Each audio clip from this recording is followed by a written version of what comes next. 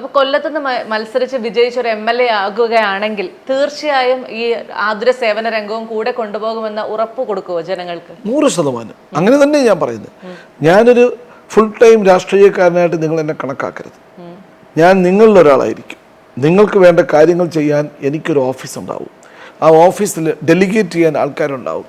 ഞാൻ തന്നെ ചെയ്യണം എന്നില്ലല്ലോ എല്ലാം. ഞാനിപ്പോൾ പറഞ്ഞില്ലേ, എൻ്റെ ആൻജിയോഗ്രാം ചെയ്തത് വേറൊരാളല്ലേ. എനിക്ക് ഏറ്റവും നല്ല ചികിത്സ കിട്ടുക എന്നുള്ളതല്ലേ ഉദ്ദേശം. ഞാൻ പറഞ്ഞല്ലോ, എൻ്റെ യൂസർ, ഇതാണ് എൻ്റെ പോയിന്റ്.